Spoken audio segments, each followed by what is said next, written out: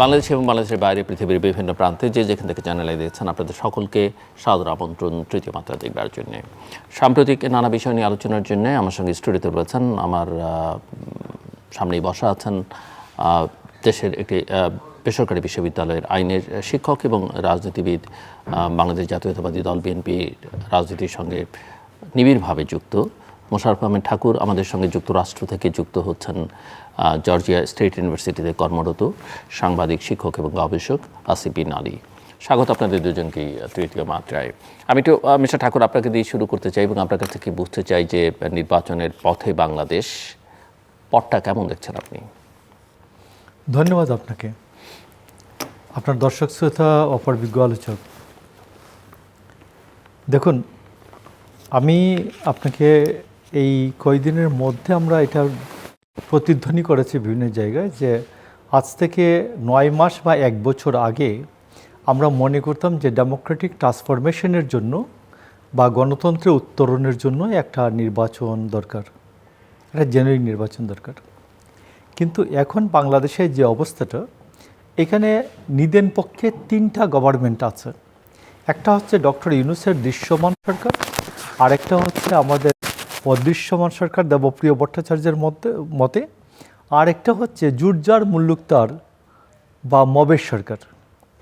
এই যে 3টা সরকার থেকে আমরা অন্তত মুক্তি পাওয়ার জন্য, আমরা একটা সরকারের অধীনে শাসিত হওয়ার জন্য আমরা এইটা এখন চাই একটা নির্বাচন, এবং নির্বাচনটা যেমন করেই আসার মাত্রাটা এখন এইভাবে নেমেছে। তো সেই ক্ষেত্রে আমি আপনাকে বলছি যে এই কতদিনে যে কতগুলো যে একটা নতুন 2-1 দিনের মধ্যে এই পরিবর্তনটা বা একটা নতুন মাত্রা লক্ষ্য করে যাচ্ছে। সেটা হচ্ছে ঢাকা বিশ্ববিদ্যালয়ে একটা অনুষ্ঠানে ডাকসুর একজন ছাত্রনেতা জিজ্ঞেস করছে, তুমি কে আমি কে? ছাত্ররা বলছে ইউরেনিয়াম ইউরেনিয়াম, বলছে আপোষ না সংগ্রাম, বলছে ইউরেনিয়াম ইউরেনিয়াম। এটার পটভূমিটা হয়তো আপনি দেশের বাইরে থেকে বুঝবেন কি না আমি বলছি যে সেটা হচ্ছে যে আমাদের অন্য আরেকজন, উনি এই ছাত্রনেতা মোসাদ্দেক, তিনি বলেছেন যে কুলাউড়ার পাহাড়ের নিচে যে পরিমাণ ইউরেনিয়াম আছে, এই পরিমাণ ইউরেনিয়াম দিয়ে ভারতকে ধ্বংস করে দেওয়া যাবে। তো এই জন্য ছাত্ররা এখন স্যাটায়ার করে তারা বলছে যে ইউরেনিয়াম ইউরেনিয়াম। তো আপনি দেখুন যে এই সময়ের মধ্যে আরও কতগুলো দেশকে বিপদের দিকে ঠেলে দেওয়ার মতো যে ঘটনাটা, সেটা হচ্ছে যে আমাদের এনসিপির নেতা হাসনাত বলেছেন যে বিচ্ছিন্নতাবাদীদেরকে আশ্রয় দেব, প্রয়োজনে ভারতের 7 রাজ্যকে আমরা বিচ্ছিন্ন করে দেব। তো আমার কথাটা হচ্ছে যে যখন ছাত্রনেতা ছিলেন তারা, এরা ঠিক আছে না হয় বললেন, কিন্তু যখন এরা জননেতায় পরিণত হন, পার্লামেন্টে যেতে চান, নির্বাচনে অংশগ্রহণ করছেন, ঠিক তখন যখন কথা বলেন তখন 2টা রাষ্ট্রের মধ্যে আনুষ্ঠানিক সম্পর্কে অনেক সমস্যা হয়, জনগণের মধ্যে ভুল বুঝাবুঝির সৃষ্টি হয়, উত্তেজনার সৃষ্টি হয়। তো এই জন্য আমি বলছি যে এই যে সামগ্রিক যে অবস্থাটা, এই অবস্থাটা মিলিয়ে যে ডক্টর ইউনূস কী করতে চান, ডক্টর ইউনূসের শাখা প্রশাখা যে কোন দিকে কিভাবে কাজ করছে, আমি এই জন্য, এবং জামাত কিভাবে কাজ করছে, ডক্টর ইউনূসের সাথে সংযুক্ত এরা, এবং এই জামাত ইতিমধ্যে বলেছে তারা কোনো ভারসাম্যহীন 2008-এর মতো কোনো নির্বাচন তারা অ্যাকসেপ্ট করবে না। আমি আপনাকে বলি যে ভারসাম্যহীন আর ভারসাম্য, এই 2টা বিষয়ের মধ্যে একটা হচ্ছে যে রাষ্ট্র ক্ষমতা নিয়ে যদি কেউ কারো বিরুদ্ধে ঝাঁপিয়ে না পড়ে, তাহলে খুব বড় যে আপত্তি ছিল আমাদের 8-এ, 14 এবং 18-তে, খুব কি আপত্তি ছিল? আমরা চেয়েছি যে তুমি রাষ্ট্র ক্ষমতা নিয়ে ঝাঁপিয়ে পড়বা না, তুমি আসো, পুলিশ ছাড়া, আর্মি ছাড়া, মিডিয়া ছাড়া আসো, নির্বাচন করো। সে তো তা করে নাই। তো সে দিনের বুট রাতে করে ফেলছে। আমাদের আপত্তিটা এইটুকুনি ছিল।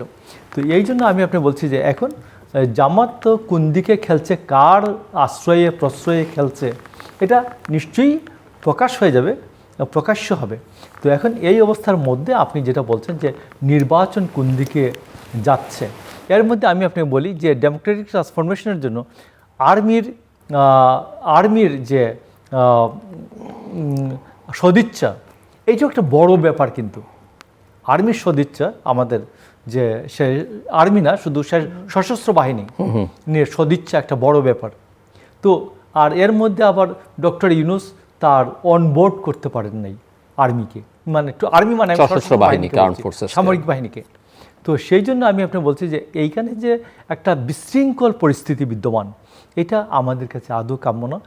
আমরা তার মধ্যেও প্রত্যাশা করি একটা নির্বাচন হোক, অন্তত 3টা সরকারের অবসান হয়ে একটি সরকার আসুক। জি, মিস্টার আসিফ বিন আলী, আমি প্রশ্ন করেছিলাম যে নির্বাচনের পথটা আপনি কেমন দেখছেন? খুব বেশি সময় নেই। ধন্যবাদ জিল্লুর ভাই আপনার সাথে আমাকে আমন্ত্রণ জানাবার জন্য। আমি এখন পর্যন্ত নির্বাচনের পথটা ঠিক মসৃণ দেখতে পাচ্ছি না। আমি আশা করছি যে নির্বাচন হবে, এবং মোটামুটি যে প্রস্তুতিগুলো দেখছি তাতে মনে হচ্ছে নির্বাচনের দিকেই এগিয়ে যাচ্ছে। তবে একটা বিষয় আমি আপনার একটু দৃষ্টি আকর্ষণ করতে চাচ্ছি। আমি একটা প্রেস কনফারেন্সে দেখছিলাম যে মুখপাত্র মিস্টার আসিফ, যিনি এনসিপির হয়ে কথা বলছেন, তিনি একটা কথা বলছিলেন যে তারা নির্বাচনে যুক্ত হওয়ার যে সিদ্ধান্ত এটা পুনর্বিবেচনা করবে। তিনি একটা কনটেক্সট দিয়েছেন। একই সাথে আমরা জামায়াতের একাধিক জনের কাছ থেকে এই ধরনের একটা টোনে কথা শুনেছি। এখন আমরা যেটা দেখতে পাচ্ছি যে বাংলাদেশে তো আসলে এই মুহূর্তে নির্বাচন হচ্ছে দুটো দলের মধ্যে। বাংলাদেশের বৃহত্তর দল 3টা, জামায়াত ইসলামী, আওয়ামী লীগ এবং বিএনপি, এবং এর মধ্যে আওয়ামী লীগকে নির্বাচনে অংশগ্রহণ করতে দেওয়া হচ্ছে না। আপনি জাতীয় পার্টিকে, যেহেতু জামাতকে সঙ্গে ধরেছেন, জাতীয় পার্টিকে বিবেচনা করতে পারেন আমি মনে করি। জাতীয় পার্টিকে আমি এখন আঞ্চলিক পার্টি হিসেবে দেখবো। আমি জাতীয় পার্টিকে ছোট করছি না, আমি জাস্ট যদি ওভারঅল সাংগঠনিক এবং ভোটের দিক থেকে, প্রেজেন্সের দিক থেকে দেখি, তাহলে জাতীয় পার্টি নিশ্চয়ই চতুর্থ গুরুত্বপূর্ণ পার্টি।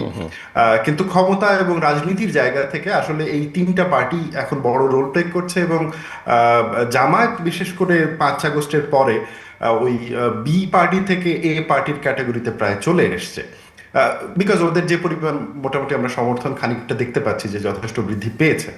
তো আওয়ামী লীগের নির্বাচনে অংশগ্রহণ করতে দেওয়া হচ্ছে না। তো এমনিতেই একটা নির্দিষ্ট সংখ্যক ভোটার এবং তাদের প্রতিনিধিকে নির্বাচনের বাইরে রাখা হচ্ছে। এটার পক্ষে সরকার যে যুক্তি দিয়েছে, সেই যুক্তি দিয়ে অনেক ধরনের সমালোচনা হতে পারে। অবশ্যই আওয়ামী লীগের দিক থেকেও জুলাই ম্যাসাকার নিয়ে ওদের কোনো অবস্থান নিশ্চিত করেনি এখন পর্যন্ত। তো সেই বিতর্ক আমি বুঝি এবং সেই বিতর্কে আমি ঢুকতে চাচ্ছি না, কিন্তু আমার মনে হয় যে এটা একটা অন্যায় কাজ হয়েছে। এবার যে দ্বিতীয় পার্টটা ইলেকশনের, সেটা হচ্ছে যে এর মানে হলো শুধুমাত্র বিএনপি এবং জামায়াত এই 2 ব্লকের মধ্যে নির্বাচন হচ্ছে।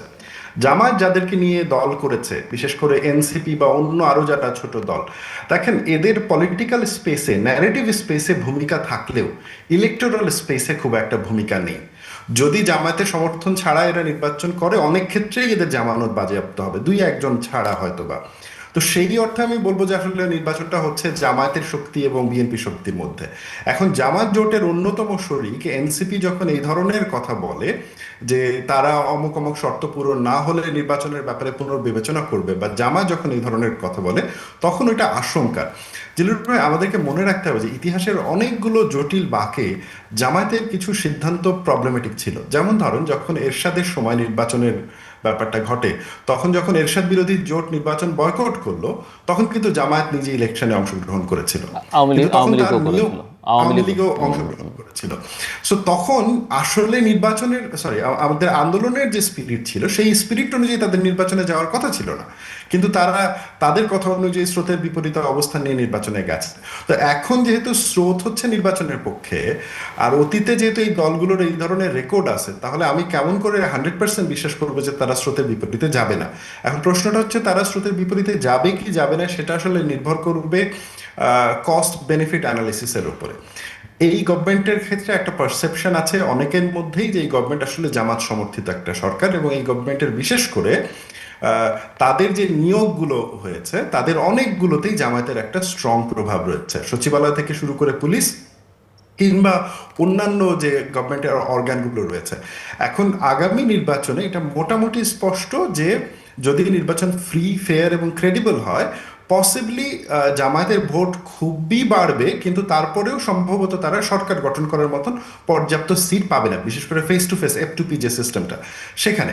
তো তার অর্থ হচ্ছে তারা বিরোধী দলের দিকে চলে যাবে। এখন আপনি জানেন যে জিলুর ভাই, বিরোধী দলে বাংলাদেশে যেই আসে সরকারের উপরে তাদের প্রভাব সেই রকম থাকে না, বিশেষ করে সরকারি নিয়োগ এবং সরকারি বিভিন্ন প্রাতিষ্ঠানিক পর্যায়গুলোতে। এখন আমার মনে হয় যদি নির্বাচনে না গিয়ে জামায়াত এই সিস্টেম ইনটেক্ট রাখতে পারে, সেখানে যদি তার বেনিফিট বেশি থাকে, তাহলে তার নির্বাচনে যাওয়ার তো প্রফিট নেই। তো আমার এবং বিশেষ করে কিছুদিন আগে যখন জামায়াতের আমির সাহেব কথা বলছিলেন খালেদা জিয়ার মৃত্যুর পরে, তারেক রহমানের সাথে দেখা করে বের হয়ে আসার পরে তিনি একটা জাতীয় সরকারের ইঙ্গিত দিয়েছিলেন, এবং ইতিমধ্যে আমরা দেখলাম যে বিএনপির দিক থেকে বলে দেওয়া হয়েছে যে জাতীয় সরকারের সম্ভাবনা নেই, বা যদি সেই সম্ভাবনা থেকেও থাকে সেখানে অন্তত জামায়াত বা এই ব্লকটা থাকবে না। এর অন্যতম একটা কারণ হচ্ছে তাহলে দেশে বিরোধী দল থাকবে না। আর দেশে যদি বিরোধী দল না থাকে, তাহলে তো 2018 এবং 2014 পরে আওয়ামী লীগ যে শাসন করেছিল তার সাথে তো আগামী শাসনের কোনো পার্থক্য হবে না, কারণ গণতন্ত্রের বেসিক নিয়মটা হচ্ছে যে সেখানে বিরোধী দল থাকতে হবে।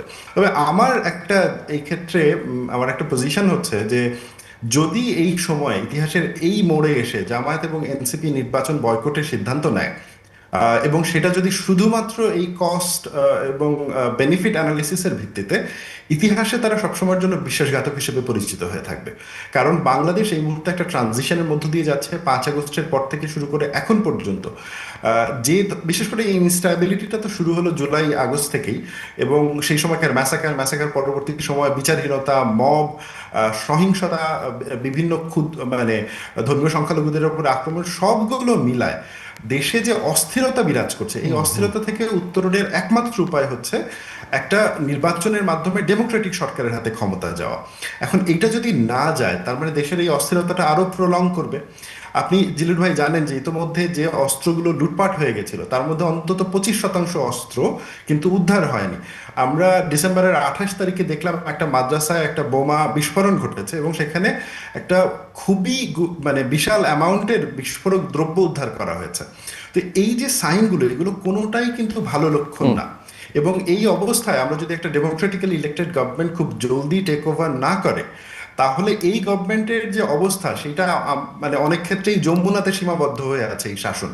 তো এই যমুনাতে সীমাবদ্ধ শাসন বাংলাদেশের মতন এত বড় একটা অর্থনীতিতে, বাংলাদেশের মতন এত বড় একটা জনসংখ্যার দেশে কিভাবে শান্তি ফেরত আনবে, আমি সেই ব্যাপারে খুব একটা নিশ্চিত নই। এই ক্ষেত্রে আমাদের দেখার বিষয় রাজনীতিবিদদের কি ধরনের আচরণ করে। মিস্টার ঠাকুর, যমুনায় আবদ্ধ হয়ে থাকা একটা সরকারের পক্ষে বা সরকার নিরপেক্ষ কিনা সেটা নিয়েও প্রশ্ন আছে। তারা কি কতখানি একটা নির্বাচন ভালো না হোক মোটা দাগে একটা কোনো রকম নির্বাচন করতে পারার সামর্থ্য আছে কিনা? মানুষের মধ্যে নিরাপত্তাহীনতা নিয়ে উদ্বেগ আছে। আপনারা দুজনেই মব উচ্চারণ করেছেন, মব শব্দটি, কিন্তু সরকারের লোকজন এখনও মব বলতে রাজি না, এবং মব বললে তারা একটু উত্তেজিত হয়ে যান কেউ যদি মব বলেন। ওইদিকে এই যে পোস্টাল ব্যালট নিয়ে যাওয়া হলো, ভোটার রিলোকেশনের একটা অভিযোগও অনেকে আনছেন যে জামাত এগুলো খুব কৌশলে করেছে, এবং কিছু কিছু অভিযোগ বিএনপিও পাল্টা অভিযোগ করছে, জামাত এনসিপি তো করছেই। এই পরিস্থিতিতে আসলে আপনি মনে করেন কিনা যে আদৌ একটা কোনো রকম নির্বাচন তারা করতে পারবে আসলে শেষ পর্যন্ত? না, অনেকে যেটা খুব ঠাট্টা করে বলেন যে এতগুলি অযোগ্য লোকের সম্মিলন ঘটলো কিভাবে এই সরকারের মধ্যে। তো আমরা তো এর অনেক আগে থেকেই বলছিলাম যে ডক্টর ইউনূসের শুধুমাত্র জানাশোনা চেনা জানা মানুষ, এটা কোনো যোগ্যতার মাপকাঠি হতে পারে না। তো এটাই যোগ্যতার মাপকাঠি হচ্ছে উনি চালালেন প্রায় 1.5 বছর।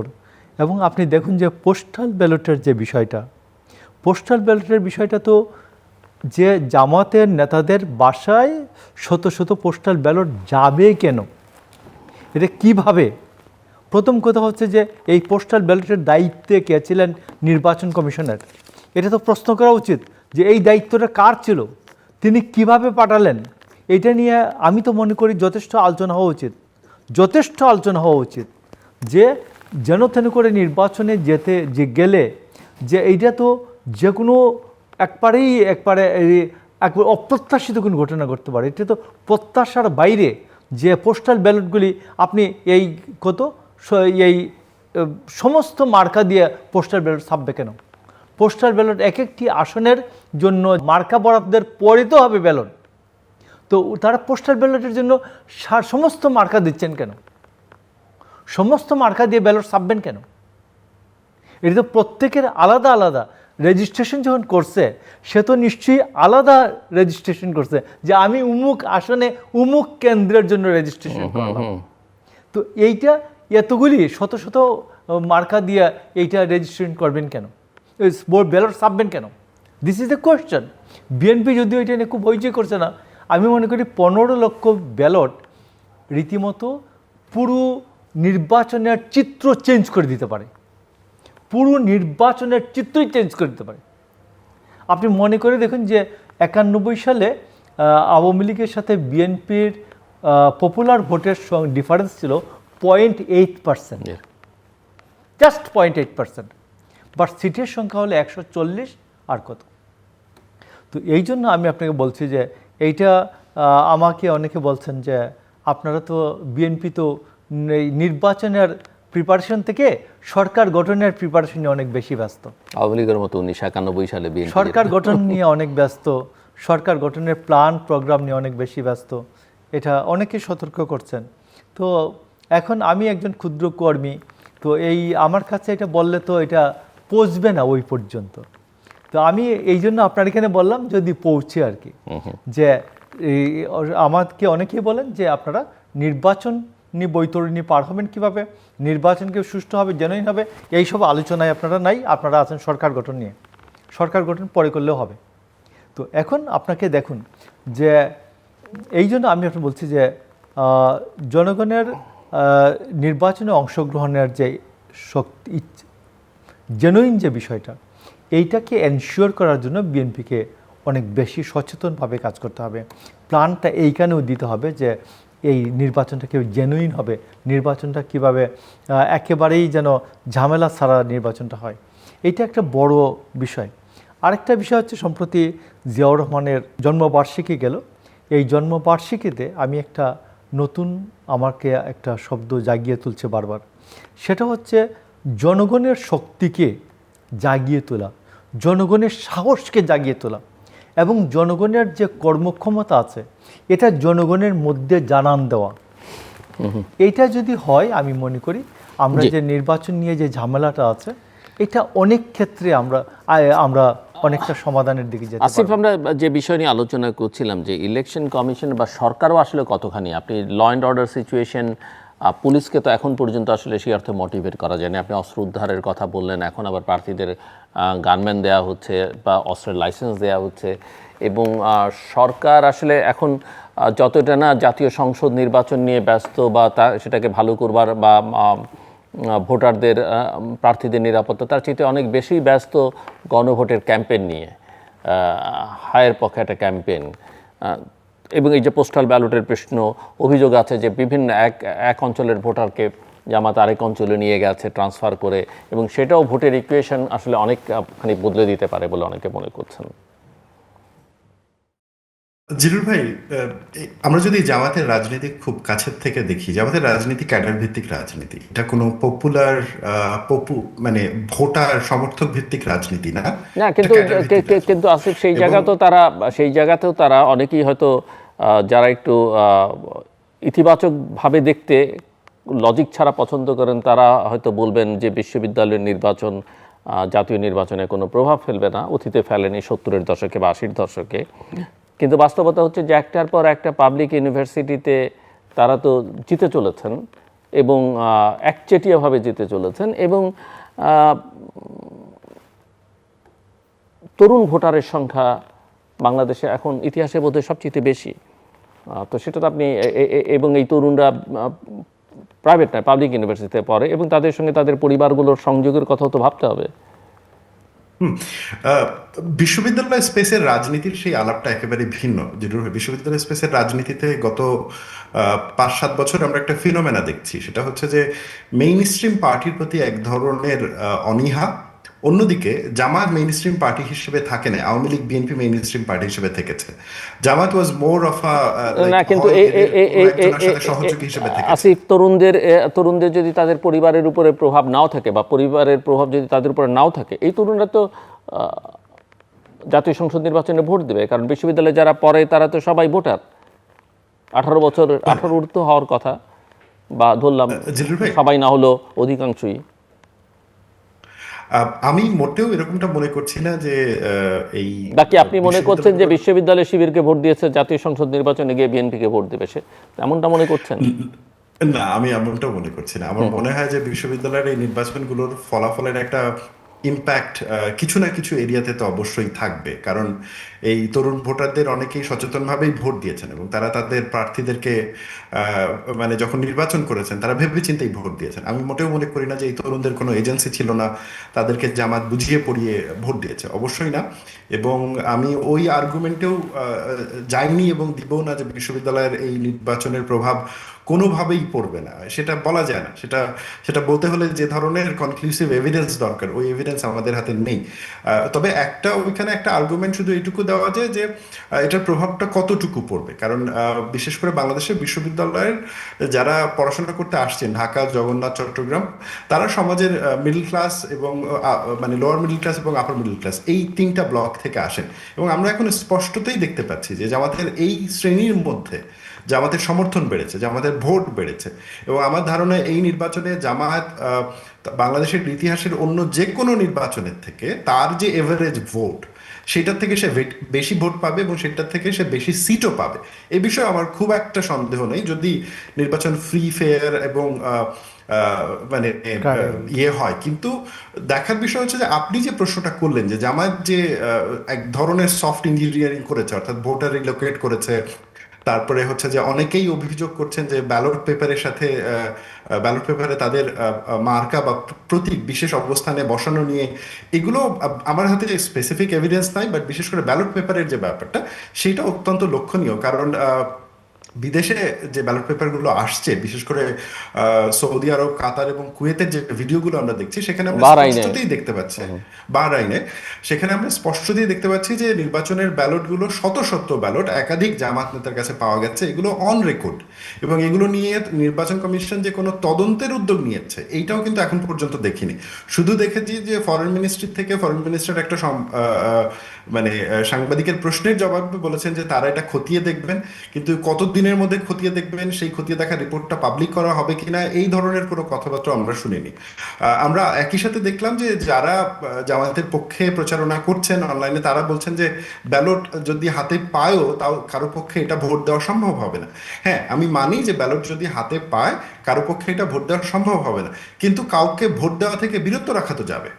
অর্থাৎ আপনি বিদেশের জায়গাগুলোতে যেটা হয় যে এখানে বাঙালি কমিউনিটি খুব ছোট হয়, তো এখানে মোরলেস অনেকেই অনেককে চেনে জানে। তো আপনি যদি জানেন যে ওকে ফাইন, মানে ওই শ্রমিকদের যে গ্রুপটা আছে, এবং শ্রমিকদের মধ্যে এখানে গ্রুপিংও আছে মিডল ইস্টে যারা থাকেন, তো আপনি যদি জানেন যে ওই শ্রমিক গ্রুপটা বিএনপির দিকে ভোট দিতে পারে এবং আপনি তার কাছে সময় মতন ব্যালটটা পৌঁছাইতে দিলেন না, এটাও এক ধরনের অবস্টাকেলস। মানে ব্যালট পেপার একজনের কাছে যাওয়া যে শুধুমাত্র ভোট দেওয়া ব্যাপারটা কিন্তু তা না, ব্যাপারটা হচ্ছে নির্বাচনের যে ফান্ডামেন্টাল পয়েন্ট, সেটা হচ্ছে নির্বাচনে কোনো মানে মধ্যবর্তী পার্সন থাকবে না, ব্যালট এবং ব্যক্তির মাঝখানে কোনো তৃতীয় পার্সন থাকবে না, এই ফান্ডামেন্টাল লজিকটাকেই ভায়োলেট করা হয় এবং আমরা দেখেছি যে এই লজিকটা ভায়োলেট হয়েছে। অন্যদিকে আপনি জামাতের যে রিলোকেশনগুলোর কথা বললেন, যে এই ধরনেরও কথা এসছে যে ঢাকায় একটা নির্দিষ্ট সংখ্যক জামাত ভোটার তারা রিলোকেট করেছে গত 1-1.5 বছরে। দিলুর ভাই, এই বিষয়ে কোনো সন্দেহ নাই যে জামায়াত গত 1 থেকে 1.5 বছর ধরেই প্রস্তুতি নিচ্ছে। বিশেষ করে জাকসু নির্বাচনগুলোতে জামায়াতের প্রস্তুতি শুরু হয়েছিল 2024 সালের ডিসেম্বরে বা নভেম্বর-ডিসেম্বর মাস থেকেই, এবং আমরা দেখেছি যে তার ফলাফল কিভাবে এসছে। বাংলাদেশের রাজনীতিতে ধরা হয় যে সংগঠনের প্রভাব নাই, বাংলাদেশের রাজনীতিতে অনেক ক্ষেত্রেই মনে যে মানুষ আমাকে তো ভোট দিয়ে দিবে। জামাত বিশ্ববিদ্যালয়ের রাজনীতিগুলোতে প্রমাণ করে ছেড়েছে যে যদি সাংগঠনিকভাবে অর্গানাইজ ভাবে কাজ করা যায় তাহলে ইলেকশনের রেজাল্টগুলো পরিবর্তন করা যায়, এবং এইটা যদি তারা লোকাল ইলেকশনও করতে পারে আমি খুব একটা সারপ্রাইজড হব না। সো মিস্টার ঠাকুর, আপনি বলবেন, এবং আমি তো বুঝতে চাই যে ধর্মভিত্তিক রাজনৈতিক শক্তির কারো কোনো ক্ষেত্রে তো উগ্রপন্থীও বলা যেতে পারে কাউকে, এই উত্থানটা হঠাৎ করে এরকম ঘটলো কেন? আপনাকে এই জায়গাটাতে টাচ করার আগে অন্য আরেকটা বিষয় আমি ওনার সাথে যোগ করি, সেটা হচ্ছে যে আমি বিশ্ববিদ্যালয়গুলিতে কিছু ছাত্রদের সাথে আমি আলোচনা করেছি, যেহেতু আমার একটা বাচ্চা 26, একটা বাচ্চা 24, এদের বন্ধুবান্ধবদের সাথে আমি ইচ্ছা করেই আলোচনা করলাম যে বিশ্ববিদ্যালয়ের এই রেজাল্টটা কী জন্য হতে পারে। তারা বললো যে এইখানে একটা নতুন অঙ্ক কাজ করেছে, অঙ্কটা হলো যে ইসলামী ছাত্র শিবির ওরা বুঝাতে পেরেছে, এই অঙ্কটা গিলাতে পেরেছে ছাত্রদেরকে, যে বিএনপি যদি পাওয়ারে আসে, বিএনপি পাওয়ারে আসার সম্ভাবনাটা অনেক বেশি, তাহলে এবং সে তার সংগঠনের উপর নিয়ন্ত্রণ তার কম, কর্মীদের উপর নিয়ন্ত্রণ কম, কমান্ডের নিয়ন্ত্রণ কম, সেই ক্ষেত্রে ছাত্রলীগ যে অন্যায় অবিচারটা করেছে, গ্যাসরুম কালচার করেছে, নির্যাতন করেছে, এইগুলো ফিরে আসতে পারে। দ্যাটস ওয়াই যে এইখানে যে ছাত্রদের যে অধিকারের যে প্রশ্ন আছে, বিভিন্ন বিষয়ে যে অধিকারের যে প্রতিবাদটা উচ্চকিত করার যে সুযোগ, যে তারা বুঝাতে পেরেছে যে সরকারি দলের ছাত্র সংগঠন যদি না থাকে, বিশ্ববিদ্যালয় স্পেসে ক্ষমতায় না থাকে, মানে ডাকসুতে না থাকে বা ওই ছাত্র ইউনিয়ন সংসদে না থাকে, তাইলে ওই জায়গাটা স্পেসটা অনেক বেশি হবে।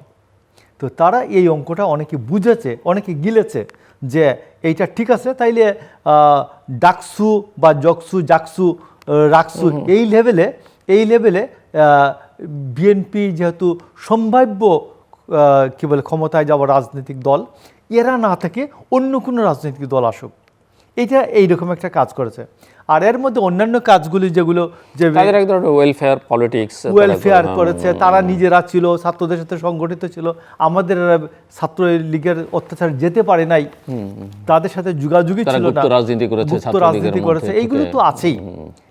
এইগুলি তো সবগুলি আলোচিত যে বিষয়গুলি, আমি আলোচিত বিষয়ের বাইরে আরেকটা নতুন অঙ্ক দিলাম আর কি, যে এই অঙ্কটা আমাকে অনেকে বলেছে যে এইটা কিন্তু ডাকসুতে যারা শিবিরকে ভোট দিচ্ছে, শিবিরকে যে শিবিরের সংগঠন জামাতকেই যে জাতীয় পর্যায়ে ভোট দেবে তা না, কিন্তু এইটা একটা অঙ্ক।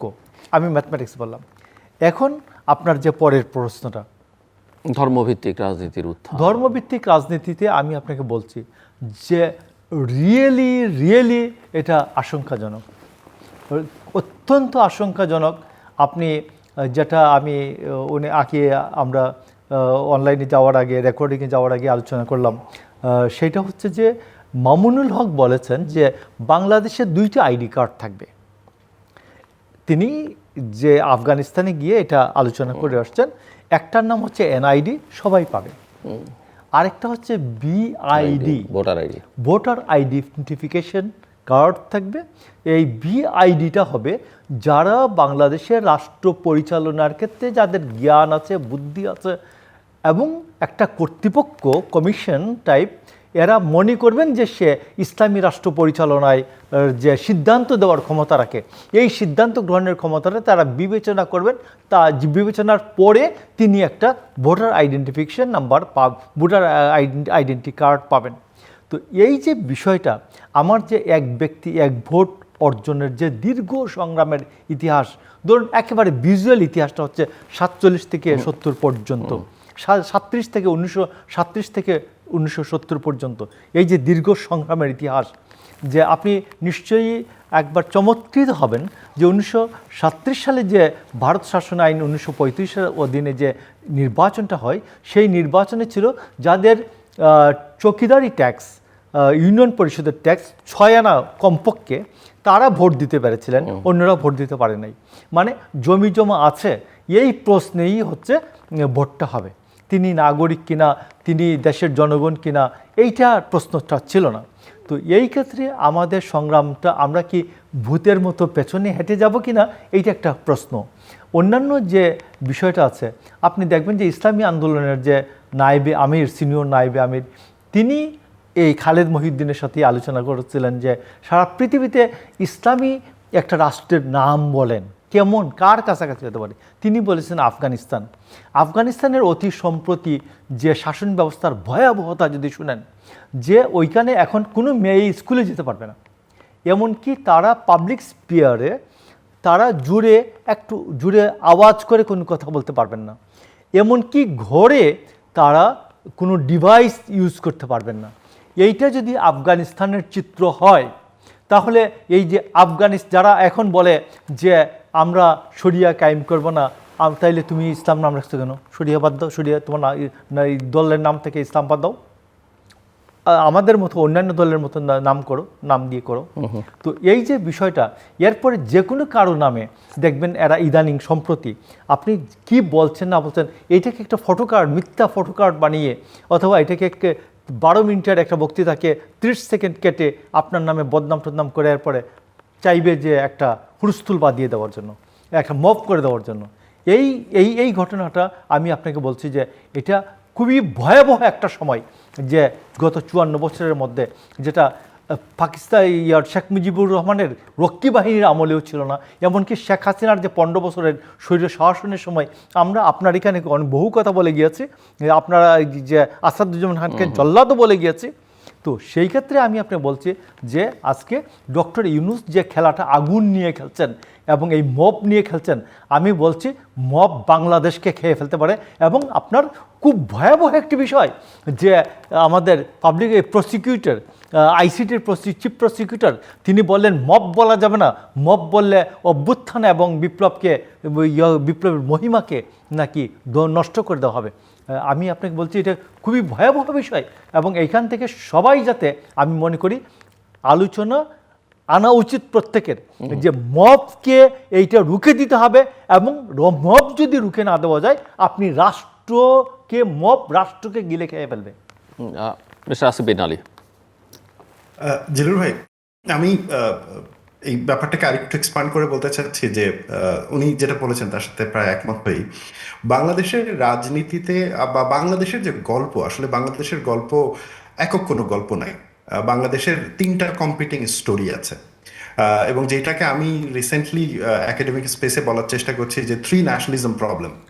তো 3 ন্যাশনালিজম প্রবলেমটা কেমন? বাংলাদেশের আসলে সব থেকে ওল্ডেস্ট ন্যাশনালিজম যেটা, সেটা হচ্ছে যে মুসলিম আইডেন্টিটি বেস ইসলামী ন্যাশনালিজম, যেটা আমরা 1905-এ পার্টিশন অফ বেঙ্গলের পরবর্তীতে দেখলাম, এবং যেটার একটা সাকসেস হচ্ছে 1947-এ পাকিস্তানের ইমার্জেন্স।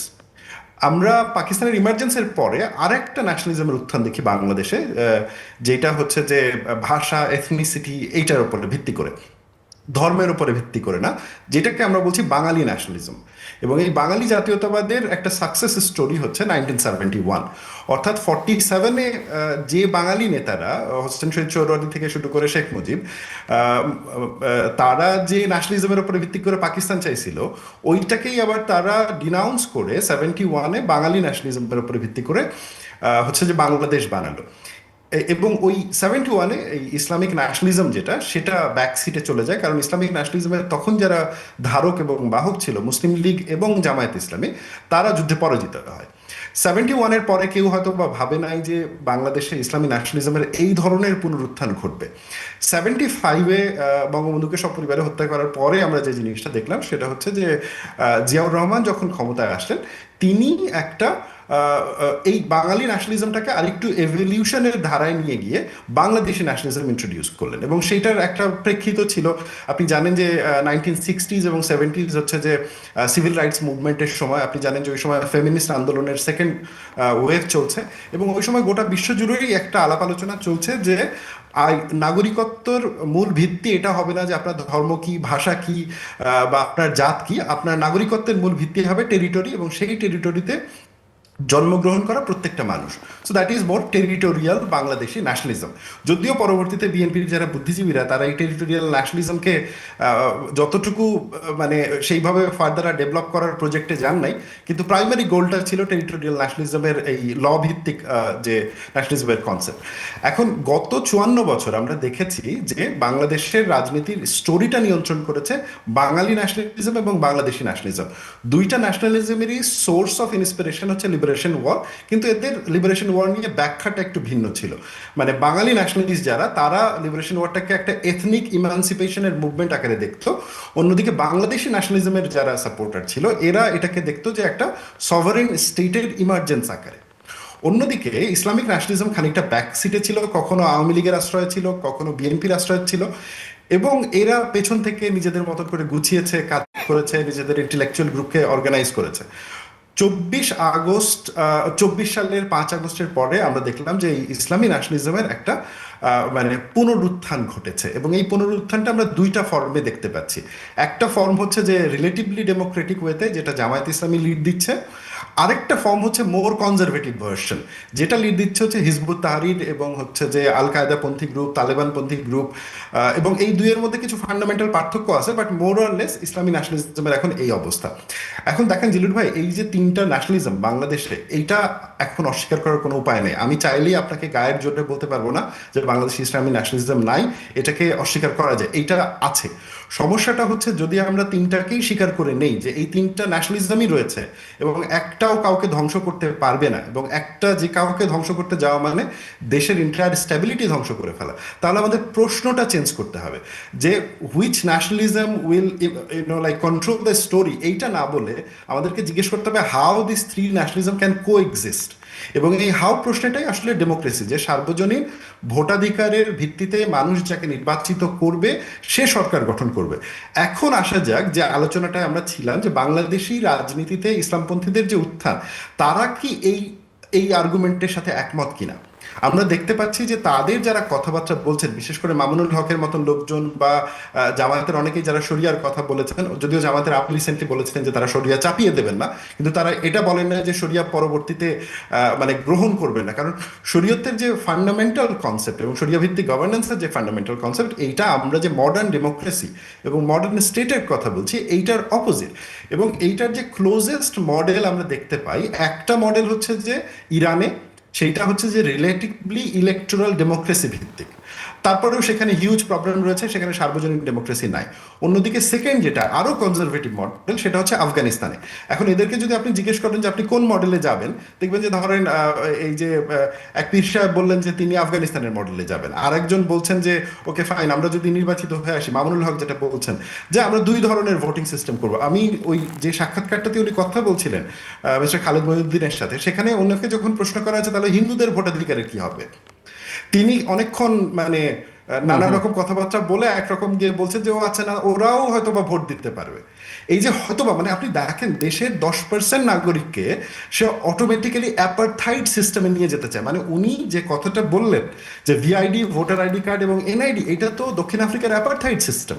মানে শুধুমাত্র ভোট তারাই দিতে পারবে যারা শ্বেতাঙ্গ, শুধুমাত্র বাংলাদেশে ভোট তারাই দিতে পারবে যাদের ইমান মামুনুল হকের প্যারামিটারে হচ্ছে যে ঠিক হবে যে ওকে ফাইন, এরা খেলাফত নির্বাচনের পক্ষে। তার মানে সেই হিসাব অনুযায়ী আপনি বা আমি, আমাদের কিন্তু কারো ভোটাধিকার থাকে না। তো একজন মানুষ ডেমোক্রেটিক্যালি ইলেক্টেড হয়ে আসার পরে সে যদি পুরো ডেমোক্রেটিক সিস্টেমটাকে অস্বীকার করে, সেটা তো আরেক ধরনের স্বৈরতন্ত্র। জি, মোশাররফ আহমেদ ঠাকুর। ধন্যবাদ। আমরা এই স্বৈরতন্ত্রটার একেবারে দ্বার প্রান্তে। আমি আপনাকে বলি যে মৌলানা ভাসানীর একটা কথা আমি মনে করতে চাই, সেটা হচ্ছে যে তিনি একজন রাষ্ট্রনায়ককে চিঠিতে লিখছেন যে ধর্মীয় জজবিয়াত শুধু যুদ্ধে কাজে লাগে না, রাজনীতি নিয়ন্ত্রণেও কাজে লাগে। তো আমরা এই ধর্মীয় জজবিয়াতের, আমি ধর্মকর্ম পালনের পক্ষে। আমি মাটির নিচের যে ব্যবসাটা, মানে কবর থেকে বেহেশতে যাওয়া পর্যন্ত এই যে ব্যবসাটা, এটা আমি নিজে করতে চাই। এইটা আমি নিজে করতে চাই, আমার পরিবারকে নিয়ে করতে চাই। এইটা আমি রাষ্ট্র এবং সরকারকে নিয়ে করতে চাই না, প্রথম কথা হচ্ছে এটা। কিন্তু যারা এই মাটির নিচের ব্যবসাটাকে উপরে নিয়ে আসতে চাচ্ছেন, মাটির নিচের ব্যবসাটাকে উপরে নিয়ে আসতে চাচ্ছেন, এরা না বুঝে রাষ্ট্র, এরা না বুঝে নেশন, এরা না বুঝে গণতন্ত্র, এবং এদের কাছে সবচেয়ে বড় সমস্যাটা কোথায় দেখুন? বড় সমস্যাটা হচ্ছে যে একজনকে হত্যা করলে সে মনে করে এটাতে নেকি হবে, হত্যা করার মধ্য দিয়েও নেকি অর্জন হতে পারে। বাট আমি কোনো অবস্থাতেই মনে করি না যে হত্যার মধ্য দিয়ে নেকি অর্জন হতে পারে, আমি মনে করি না। কারণ আমার কাছে এইরকম একটা ঘটনা আছে যে যুদ্ধের ময়দান ছাড়া আমি কাউকে হত্যার পক্ষে নই। যেমন ধরুন যে যুদ্ধের ময়দানেও মুসলমানরা অনেককে হত্যা করে নাই। আপনার একটা এইরকম একটা ঘটনা আছে যে হযরত আলী একজন শত্রুকে ধাওয়া করে তার বুকে শোয়ার হয়েছেন, তিনি তার বুকে তলোয়ার বিধিয়ে দিবেন। এই সময় সে থুতু নিক্ষেপ করার কারণে তার গায়ে যখন রাগ আসছে, তিনি বলছেন তাকে আর হত্যা করা যায় না। যে কারণ তার সাথে আমার যে বিষয়টা ছিল, যুদ্ধের বিষয়টা ছিল, ওইখান থেকে আমি পার্সোনাল বিষয়ে চলে আসছি।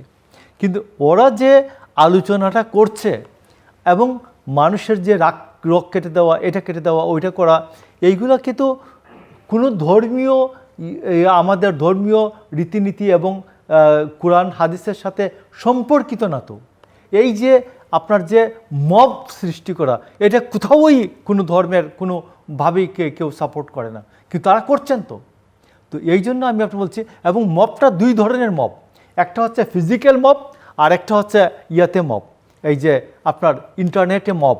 আপনার এই যে ইন্টারনেটে যে মব সৃষ্টি করা, এর মধ্যে অনেকেই আত্মহত্যা করেছেন, অনেকেই জীবন বিপন্ন হয়ে যাচ্ছে, এবং এইটা সাইবার বুলিংয়ে, এবং এটা সরকার এটা বন্ধ করার জন্য কোনো উদ্যোগ তার নাই। আমি এই জন্য মনে করি যে মব যেমন ফিজিক্যাল মব যেমন বন্ধ করতে হবে, তেমনি সাইবার বুলিং, সাইবার ক্ষেত্রে যে ইন্টারনেটের ক্ষেত্রে যে মব আছে, এইটাও এই তাণ্ডবও বন্ধ করতে হবে। সো আমরা একটু আলোচনাটা যদি শেষ করে আনতে চাই, আপনাদের দুজনকে যদি আমি 3-4 মিনিট করে সময় দিই, আসিফ আপনি কীভাবে করবেন ক্লোজিং রিমার্কস হিসেবে? 3 to 4 মিনিটস আপনার জন্য। জিলুর ভাই, আমার মনে হয় যে এই মুহূর্তে আমরা একটা ক্রস রোডে দাঁড়িয়ে আছি। এই ক্রস রোডটা হচ্ছে যে 2014 সাল থেকে 2024 সাল পর্যন্ত যে স্বৈরতান্ত্রিক শাসন, সেই শাসনের প্রেক্ষিতে যে একটা গণ আন্দোলন হলো, এবং সেই গণ আন্দোলনের প্রেক্ষিতে যে স্বৈরতান্ত্রিক সরকারের বিদায় হওয়ার পরে যখন নির্বাচিত সরকারের হাতে ক্ষমতা আসার কথা ছিল, সেটাকে প্রলং করা হলো এক ধরনের সিভিল সোসাইটি গভর্নমেন্ট দিয়ে। আমরা দেখলাম যে এই civil society government miserably fail করলো। এই সিভিল সোসাইটি গভর্নমেন্টের যিনি হেড ছিলেন ডক্টর মোহাম্মদ ইউনূস, তিনি তার জায়গা থেকে অনেক ক্ষেত্রেই তিনি চেষ্টা করেছেন, কিন্তু যতটুকু মোটিভেট করতে সফল হয়েছেন, কিন্তু এক্সিকিউশনে তিনি ততটুকুই ব্যর্থ হয়েছেন। আমরা দেখতে পেয়েছি তার আন্ডারে যারা ক্যাবিনেটে ছিলেন, তাদের অনেকের চোখের সামনে ঢাকা শহরে কি বলবো যে প্রথম আলো, ডেইলি স্টারের মতন পত্রিকাগুলোকে পুড়িয়ে দেওয়া হয়েছে। কালচারাল সংগঠন ছায়ানট, উদীপ্তি পরপর 2 দিন অ্যাটাক করা হয়েছে। আমরা দেখতে পেয়েছি কিভাবে বিশ্ববিদ্যালয়গুলোতে মব হয়েছে। আমরা দেখতে পেয়েছি কিভাবে বিশ্ববিদ্যালয়গুলোর শিক্ষকদেরকে, এবং সেই শিক্ষকদের রাজনৈতিক পরিচয় ছিল, আমি এটা অস্বীকার করছি না, কিন্তু রাজনৈতিক পরিচয় থাকা অর্থ এই না যে কারো কোনো ছাত্রের অধিকার আছে একজন শিক্ষকের ঘাড় ধরে তাকে ধরে নিয়ে আসা, তাকে আটকে রাখা। এবং এই যে অস্থিরতাটা আমরা দেখতে পেয়েছি এই সোসাইটিতেই, হিন্দু হোক মুসলমান হোক, মানে যদি কাউকে সে মনে করছে একটা গ্রুপ ধর্মের অবমাননা করেছে, তাকে পিটিয়ে মেরে ফেলে কোনো লাশ পুড়ায় ফেলা হচ্ছে, কোনো লাশ ঝুলিয়ে রাখা হয়েছে। আমরা দেখতে পেয়েছি যে কবর থেকে পর্যন্ত লাশ তুলে সেটাকে পুড়িয়ে ফেলা হয়েছে, এবং সেটা নিয়ে উল্লাস করা হয়েছে, এবং এগুলো মাজারগুলোকে ভাঙা হয়েছে। এবং এগুলো যে চোখের আড়ালে ঘটেছে ব্যাপারটা তা না, এগুলোর অধিকাংশেরই যারাই কাজগুলো করেছে তারা নিজেরাই ভিডিও ধারণ করেছে। এই ভিডিওগুলো তারা সোশ্যাল মিডিয়াতে পোস্ট করেছে, এবং সেই ভিডিওগুলো শত শত মানুষ শেয়ার করেছে, দেখেছে। এই ধরনের লাইভ এভিডেন্স থাকার পরেও আমরা সরকারের দিক থেকে উদ্যোগ দেখিনি যে ল অ্যান্ড অর্ডারটাকে স্ট্রং হ্যান্ডেল করার জন্য। আমরা দেখিনি যে দুর্বলের নিরাপত্তা দেওয়ার জন্য। আমরা দেখেছি যে সবলকে তুস্তি করা হয়েছে। আমরা দেখেছি যে মবের মতন ঘটনাগুলোকে জাস্টিফাই করা হয়েছে এইগুলো বলে, যেগুলো প্রেশার গ্রুপ, এগুলো মানুষের ক্ষোভের বহিঃপ্রকাশ, এই ধরনের কথা বলে। বাস্তবতা হচ্ছে যে জিল্লুর ভাই, ইট ক্লিয়ারলি শোজ যে বর্তমানে যে government, civil society based government, তারা, আমি মানছি, তারা একটা কঠিন সময়ের মধ্যে এসেছিল, এবং তাদের মূল দায়িত্বটা ছিল হচ্ছে যে একটা ট্রানজিশন গভর্নমেন্ট আকারে কাজ করে ডেমোক্রেটিক গভর্নমেন্টের হাতে ক্ষমতা হস্তান্তর করা। তারা বাংলাদেশকে নিয়ে এক্সপেরিমেন্ট করতে গেছে, এবং সেই এক্সপেরিমেন্ট মিজারেবলি ফেল করেছে। এবং এই মুহূর্তে আমার মনে হয় যে বাংলাদেশের সকল নাগরিকের একটাই প্রত্যাশা, সেটা হচ্ছে যে তারা নির্বাচন দিক, এরা সম্মানিত মানুষ, তারা সসম্মানে তাদের নিজেদের কাজে ফেরত যাক, এবং রাজনীতিবিদদের হাতে দেশ ছেড়ে দিক। আমি জানি যে বাংলাদেশের রাজনীতিবিদরা খুব ভালো কেউ না, এবং তাদের যথেষ্ট দুর্নীতি, চুরি, চামারি, লম্পটির অভিযোগ রয়েছে, কিন্তু তারপরেও রাজনৈতিক government is better than any military government এবং এনি সিভিল সোসাইটি গভর্নমেন্ট। আমি নিজে সিভিল সোসাইটিকে রিপ্রেজেন্ট করি, এবং আমি নিজে সিভিল সোসাইটির প্রতি অত্যন্ত শ্রদ্ধাশীল, কিন্তু আমি এটাও মানি যে আমি গভর্নমেন্ট রান করার জন্য ট্রেন্ড না, আমি রাজনীতি করার জন্য ট্রেন্ড না। আমার কাজ একাডেমিয়াতে থাকা, আমার কাজ একাডেমিক কাজে এঙ্গেজমেন্ট হওয়া। সো আমি যেটা বলে সামারাইজ করতে চাই জিলুর ভাই, সেটা হচ্ছে যে বাংলাদেশে ওয়ান্স অ্যান্ড ফর অল আমাদেরকে একটা কনক্লুশনে আসতে হবে যে সিভিল সোসাইটি সরকারকে জবাবদিহিতার কাজ করবে, সিভিল সোসাইটি সরকার পতনের কাজে যুক্ত হবে না বা সরকারের গভর্নেন্সের কাজে যুক্ত হবে না। এবং আমরা এখন এই সিভিল সোসাইটির যে মেম্বারদেরকে দেখলাম যে রাষ্ট্রের ভেতরে ঢুকে রাষ্ট্রকে নিয়ে মানে নানা এক্সপেরিমেন্ট করতে, এবং তাদের মধ্যে অনেকেই আবার রাষ্ট্রকে তালিবানাইজ করতেও চেয়েছেন, মনে করেছেন যে এইটা করেই হয়তো বা বাংলাদেশকে ভারতের আগ্রাসন থেকে রক্ষা করা যাবে। আমাদের তারা যখন এই ক্ষমতা থেকে বাইরে আসবেন তাদেরকেও প্রশ্ন করতে হবে যে সিভিল সোসাইটির এই ধরনের ডুবিয়াস রোল নন অ্যাকসেপ্টেবল। তারা ওভার দ্য টাইম বলবেন যে রাষ্ট্র হচ্ছে যে ইভিল সংগঠন, রাষ্ট্রের বিরোধিতা করতে হবে, কিন্তু তারাই আবার সেই রাষ্ট্রের ক্ষমতায় যাবেন এবং এই ইভিলের পার্ট হবেন, তা তো হতে পারে না। আমার পজিশন খুব সিম্পল, আমাদের রাষ্ট্রটা বিল্ড করতে হবে। গত 54 বছরে যতটুকুই আমরা আগাইছি, অ্যাটলিস্ট একটা বড় কোনো গৃহযুদ্ধ তো হয় নাই, অনেক কিছু পিছিয়ে পড়া ছিল, বাট তারপরেও খানিকটা যতটুকুই প্রোগ্রেস ঘটেছে তার উপরে ভিত্তি করে ডেমোক্রেটিক গভর্নমেন্টের হাতে, পলিটিক্যাল লিডারশিপের হাতে ক্ষমতা ছেড়ে দিতে হবে। দ্যাটস ইট ভাই। জি মিস্টার ঠাকুর। ধন্যবাদ। দেখুন, নেপালের সুশীলা কার্কি বলেছেন যে আমি কোনো অবস্থাতেই নেপালকে বাংলাদেশ হতে দিব না। একেবারে একটা রিমার্কেবল একটা বক্তব্য। তো সেই ক্ষেত্রে আমি আপনাকে বলছি যে ডক্টর ইউনূসকে যতটুকুন আছে মবের বিচার আমি সবগুলো করার হয়তো ওনার সক্ষমতা নাই। আমি তবে এইটুকুন বলছি যে ভালুকার যে ঘটনাটা, দীপুচন্দ্র দাসের যে ঘটনাটায় যারা গ্রেফতার হয়েছেন র্যাবের হাতে, প্রথমেই তো 12 জন গ্রেফতার হয়েছিলেন, আরও গ্রেফতার হয়েছেন, এদের রাজনৈতিক পরিচয়টা একটু দয়া করে প্রকাশ করেন। নুরাল পাগলার কবর থেকে লাশ তুলে যারা পুড়িয়েছেন, মফ করেছেন, তারা এই প্রসঙ্গে আমার একটা বক্তব্য আছে যে রাসূলুল্লাহ সাল্লাল্লাহু আলাইহি ইসলামের ওফাতের পরে অনেক ভণ্ড নবীর আবির্ভাব হয়, দলে দলে লোকজন এই ধর্ম ছেড়ে যায়, এবং সেই ক্ষেত্রে আবু বকর যুদ্ধ পর্যন্ত করেছেন, কিন্তু কোনো অবস্থাতেই কোনো ভণ্ড নবীর লাশ পুড়িয়ে দেওয়া হয় নাই। তাইলে আমার কথাটা হচ্ছে নিশ্চয়ই এখনকার কোনো ব্যক্তি সাহাবাদের চেয়ে তো বড় মুসলমান না, তো তারা এটা করতে পারেন না। আপনি যারা প্রথম আলো পুড়িয়েছেন, গুড়িয়েছেন, ডেইলি স্টার গুড়িয়েছেন, পুড়িয়েছেন, ছায়ানট এবং উদীচী গুড়িয়েছেন, তাদের যারা অ্যারেস্ট হয়েছে এবং অথবা যাদের ছবি আছে সামাজিক যোগাযোগ মাধ্যমে, এদের রাজনৈতিক পরিচয়টা দয়া করে প্রকাশ করুন। তাহলে আমি মনে করি ধর্মীয় উগ্রবাদ যেভাবে সাম্প্রদায়িক উগ্রতা যেভাবে এখানে বিস্তৃত হচ্ছে, এবং তারা মনে করছে আমরা কোনো বিচারের আওতাধীন না, আমরা কোনো আইনের আওতাধীন না, রাষ্ট্র আমাদের উপরে না, আমাদের পায়ের নিচে রাষ্ট্র। তো সেই যে ভাবনাটা আমার মনে হয় এই জায়গা থেকে আমরা মনে করি কিছুটা নিষ্কৃতি পাবো এবং বাংলাদেশ অনেক ক্ষেত্রে উপকৃত হবে। এই রাজনৈতিক পরিচয়টা প্রকাশ করেন। আর আরেকটা আছে, আমি আপনাকে বলছি যে 5ই আগস্ট 2024-এর 5ই আগস্টে বিকেলে যে 4টা-5টার পরে যে মব করে যে থানাগুলি ভাঙলেন যারা, এরা কারা? হাসিনা তো চলে গেছে, আমি তখন ভাঙবো কেন? তখন ভাঙলাম যে লুট করলেন যারা, এদের রাজনৈতিক পরিচয়টা কি? বিভিন্ন জায়গা থেকে এটা 7 দিনে 7 ডেজ এটা জানানো সম্ভব। অন্তত কেস স্টাডি হিসাবে অন্তত 5টা জায়গা বলেন যে এই 5টা জায়গায় বিকালে সন্ধ্যার আগে সন্ধ্যার পরে থানা ভাঙা হয়েছে, অস্ত্র লুট করা হচ্ছে, এদের রাজনৈতিক পরিচয় এই। আমি মনে করি যে এটা হলে অন্তত ইলেকশনটার ক্ষেত্রে বাংলাদেশের যে মানুষের মতামত প্রদানের ক্ষেত্রে মানুষ যে বিচার নিজের যে জাজমেন্ট দেবে, এই জাজমেন্টটা দিতে অনেক সুবিধা হবে। আমি মনে করি ডক্টর ইউনূস যদি এইটুকুন করেন, আমরা ওনাকে 1000 বার সালাম জানাতে চাই। অনেক ধন্যবাদ মিস্টার আসিফ বিন আলী এবং মিস্টার মোশাররফ আহমেদ ঠাকুর। দর্শক, বাংলাদেশ যে জায়গায় দাঁড়িয়ে আছে আজকে, সেটা আমাদের কারোই কাঙ্ক্ষিত নয়। এই বাংলাদেশের জন্য জুলাই আগস্ট হয়নি, এই বাংলাদেশের জন্য 90 হয়নি, এই বাংলাদেশের জন্য 71 হয়নি।